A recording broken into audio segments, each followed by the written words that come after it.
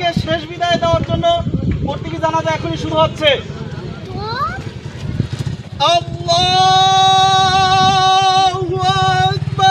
মানুষ নয়, জানাজা পড়া হলো একটি সড়কের। কুয়াকাটায় আজ দেখা গেল এমনই এক অবিশ্বাস্য দৃশ্য।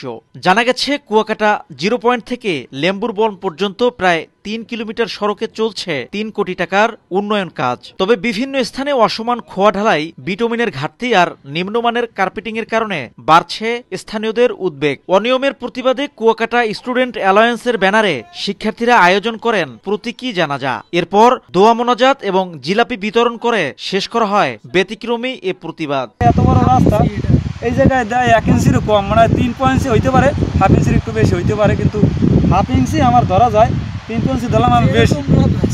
এত কম ঢালাই আমি দেইনি। 25 মিলি ডেন্স কার্পেটিং ধরা, কিন্তু এত আমার কথা হইলে এত একটা সুন্দর জায়গা, কুয়াকাটা পর্যটন এরিয়া, আমাদের জন্মভূমি, এই জায়গায় একটা রাস্তা দেবে মিনিমাম 40 মিলি কার্পেটিং দরকার।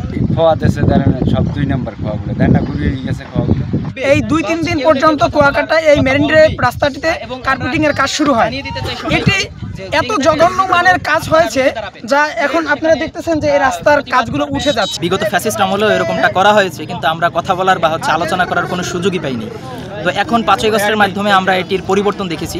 তো এখন আমরা সুযোগ পাচ্ছি, আমরা কথা বলবো এটি নিয়ে, এবং পরবর্তীতে সরকার বা যারাই এর সাথে জড়িত তারা যাতে যে কোনো প্রজেক্ট কুয়াকাটায় হওয়ার আগে তারা যেন একবার অন্তত চিন্তা করে যে এখানে দুর্নীতি করা যাবে না বা দুর্নীতি করার কোনো সুযোগ নেই।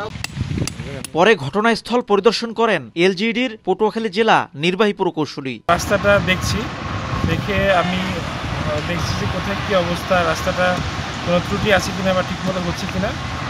তো সম্পূর্ণ যখন দেখা হবে তার প্রেক্ষিতে আমি আমার যে ঊর্ধ্বতন কর্তৃপক্ষ স্যারের সাথে কথা বলবো, এবং যদি কোনো কাজ ঠিকমতো হচ্ছে সেটাই আমরা চাচ্ছি, যদি কোনো ত্রুটি হয় সেটা আমরা ঠিকাদারকে দিয়ে সংশোধন করাই নিব যদি এরকম পাই। আর পুরোপুরি রাস্তাটা অবজার্ভ করার পরে আমি বুঝতে পারবো যে আসলে কোথায় কোনো ত্রুটি আছে কিনা।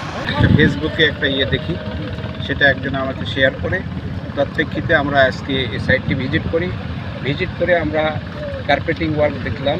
কার্পেটিং ওয়ার্ককে আমরা ডিটেলসগুলো সঠিক পাইছি, মানে ওভারঅল বেশি পাইছি সব জায়গাতে, কিন্তু গ্রেডেশন একটু প্রবলেম আছে, যেখানে একটু ডাস্ট দেওয়ার কথা ছিল দেয়নি, সেটার বিরুদ্ধে আমরা ব্যবস্থা নিব। আর আপাতত আমি কাজটা হ্যান্ড আপ করে রাখছি, আমার সিদ্ধান্তের পরবর্তী কার্যক্রম শুরু হবে। এলজিইডির বরাদ্দ অনুযায়ী রাস্তাটির ওয়ার্ক অর্ডার পেয়েছেন জসিম মির্জার মালিকানাধীন ইউনুস অ্যান্ড ব্রাদার্স। চলতি মাসের 25 তারিখে কাজ শেষ হওয়ার কথা থাকলেও প্রায় 40% কাজ রয়ে গেছে অসম্পূর্ণ। শিকদার জাবির হোসেন, সময় সংবাদ, পটুয়াখালী।